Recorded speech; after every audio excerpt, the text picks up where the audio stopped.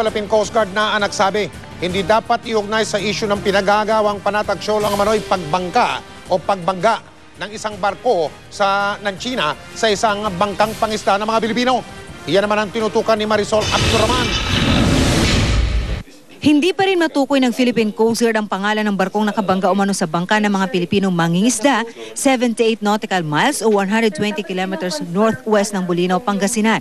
Hindi pa rin tiyak ng Coast Guard kung ang pagkakabangga nga ba ang naging dahilan ng pagkawasak ng baslig ng mga mangingisda. Martes pa raw kasi nang masiraan ang bangka, gayong Miyerkules sinasabing nangyari ang pagbangga. Yung fishing boat nila ay napuno ng tubig because of the strong waves, rough seas, umulan pa. Ayon pa kay PCG Commandant Edmond Tan, sa kwento rin daw ng mga nakaligtas, sa Payaw tumama ang barko na doble raw ang laki sa mga passenger ship. Sa Payaw itinali ng mga mangingisda ang kanilang bangka. Kung bulk carrier yan, malaking barko, at madilim siguro, maalon, muulan, zero visibility, baka hindi na napansin yun, dumaan lang sa doon. Nakikipag-ugnayan na ang Coast Guard sa Hong Kong Maritime Rescue Coordinating Council. Base na rin kasi sa salaysay ng mga mangingisda. May markang Hong Kong ang barkong bumangga sa kanilang bangka. Tinukoy din ng Philippine Coast Guard ang MV Peach Mountain, isang commercial cargo vessel na may lulang 29 na crew na namataan daw sa Zambales 8:46 ng umaga. May 4 na oras bago nangyari ang sinasabing pagbangga sa bangka ng mga Pinoy.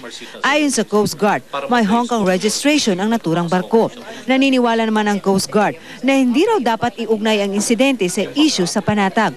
138 nautical miles daw kasi ang distansya ng pinangyarihan sa Scarborough Shoal. Hindi naman galing sa Scarborough Shoal yung barko.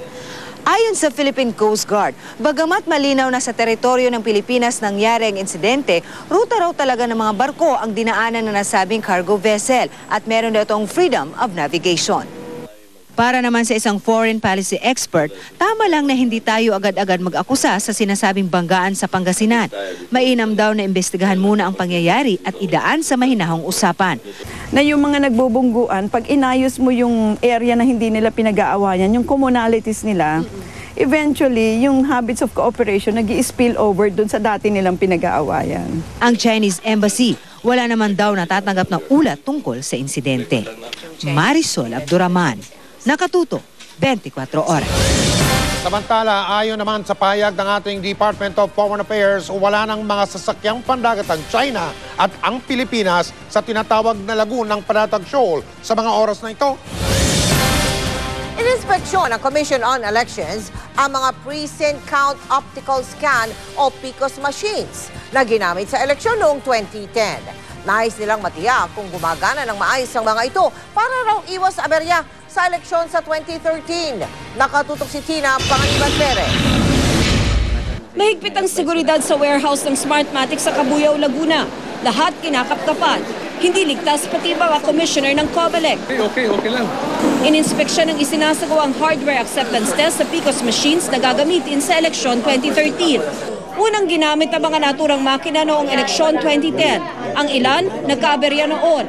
May ilang mali ang petsa at oras. That is why we are inspecting it, whether they have already provided the remedy for it. Those glitches in the 2010.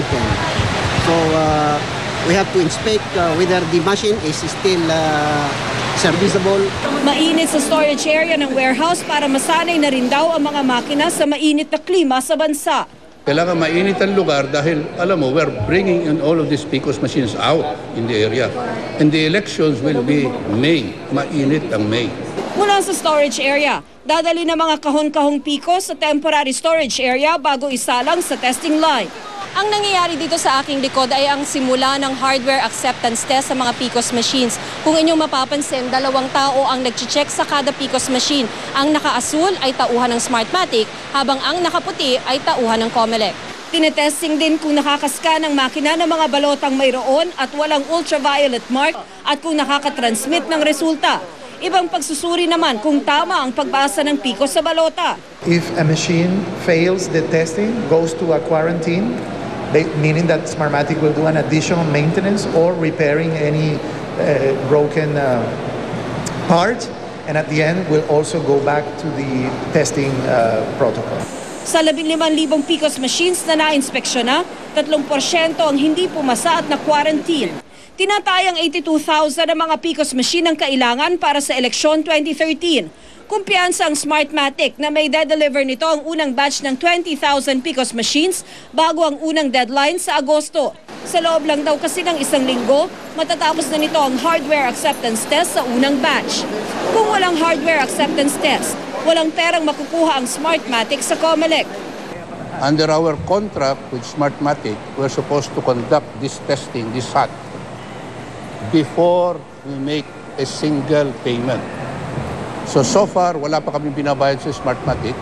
Kapag pasado at dumaan sa verification, sa quality control naman ito mapupunta kung saan tatanggapin at i-imbak sa COMELEC designated area. Nais ng NAMFREL na dagdagan pa ang seguridad sa lugar, pati na ang proteksyon ng mga makina sa apoy at tubig. Mas mabuti rin daw kung magkakaroon pa ng isa pang pagsusuri sa mga makina. I would like to request or suggest to the CAC that at some point, the CAC may want to test what has already been tested, just to make sure that they agree with what's being claimed, just to be sure. So in the spirit of transparency, bukas po ang COMELEC. Noong eleksyon 2010, 1,000 botante ang na-cluster o pinagsama-sama sa iisang presinto. Kada presinto may isang PCOS machine. Dahil mahaba ang pila, balak ng COMELEC na gawing hanggang 800 na lamang ang bilang ng mga botante sa kada clustered precinct para sa eleksyon 2013. Tina Panganiban Perez, Nakaduto, 24 Oras. Susunod! Lalaking umakyat at kalaunay nahulog mula sa isang billboard sa Balintawak kanina. Pumanaw na!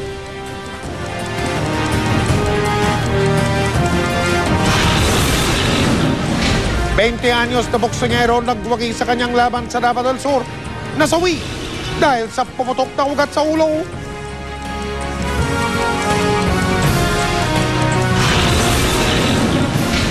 Tangke ng LPG sa isang ospital sa Ilocos Norte. Ninakaw! Video ng pusa na yan na palaban sa aso.